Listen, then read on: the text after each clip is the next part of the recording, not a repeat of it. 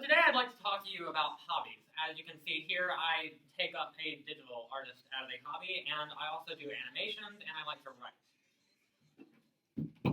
At a young age, I generally like to mope around a lot. I was generally depressed as a wee little boy up in the elementary schools, and didn't really think there was much else to life other than moping around and feeling bad for yourself. And then through age, I eventually had learned that there was some things that I could do to get out of this funk of life, such as, hobbies.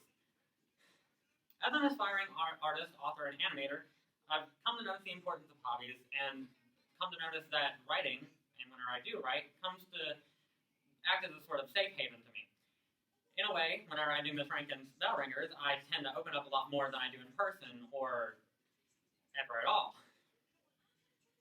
In this speech, I will discuss the importance of hobbies, self-expression through hobbies and the significance of such, and mental health and how hobbies can help your mental health, as well as the mitigators for such bad habits and whatnot.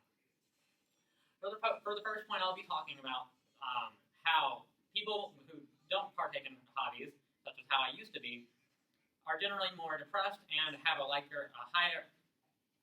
higher likelihood of falling ill to high blood pressure, anxiety, depression, and many other mental illnesses. Whenever you don't have a hobby, you also come across as boring, and it's not very easy to socialize whenever you don't have anything to talk about now, is it? Hobbies are activities done for enjoyment, such as collecting, creation, sports, and other things that you could possibly do for excitement. You could do bookkeeping if that was very exciting to you and you weren't getting paid for it. If you really enjoyed it, you could do that. Another good thing for hobbies is that they give you confidence. Hobbies make people confident, purposeful, and fulfilled through mastery. Of course, you won't always be completely perfect at your chosen hobbies, but of course, through time, after you've gone through the hours of spending your countless hours of drawing or writing and animating, you will become better at those things eventually through time, and you can do it at your own leisure, which is one of the best things about having a hobby. De-stress. With the enhancements from your hobby, take your time and breathe. You can take your leisure time, and there's no rush. Quite frankly, you can spend as much time as you like on your hobby, and you can advance it to whatever level you like. If you're really invested into it and you have a lot of time to do it, then you should go ahead and do that. If you don't, then that's okay. That's just a hobby that you like to partake in and you find enjoyment in doing whenever you're on your downtime.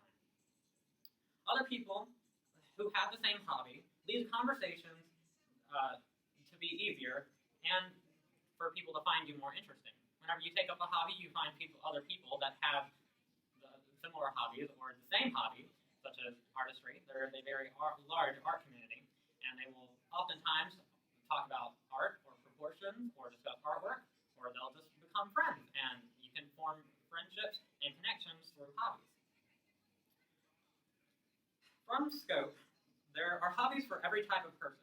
Hobbies are being beautifully specialty to all, meaning that no matter what type of person you are, that there's always going to be a hobby out there for you.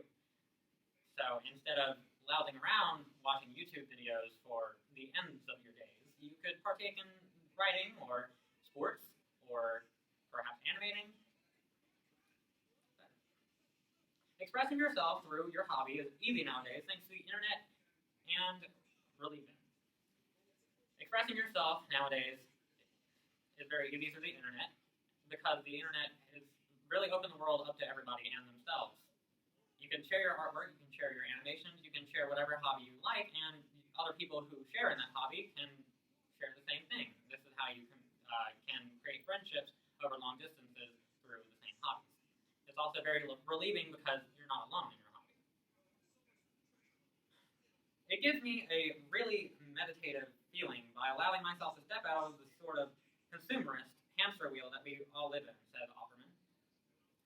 By this, hobbies relieve him of his constant workday and give him time to think and time to meditate, to wind down and really enjoy himself, and doing something productive, honestly.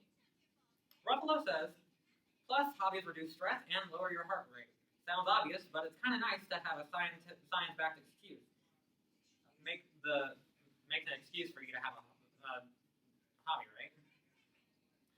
obviously, this person gets my sense of humor. Finding an excuse to have your downtime is nothing serious whenever you do have a hobby. At least you are doing something productive with your time instead of something mediocre or not very interesting, such as watching videos or other things. Spending time on an activity you enjoy can increase your mental health and well-being, says the Australian Government Department of Health. With all this evidence, what are you waiting for? Pick up something that you enjoy and love, and well, if it helps out your health, then what's the cost?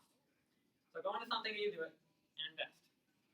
There's a lot of things that hobbies can really help you to do, such as taking up your time with something more meaningful and productive than wasting your time, and something much more down-mindy and calming than your regular workday.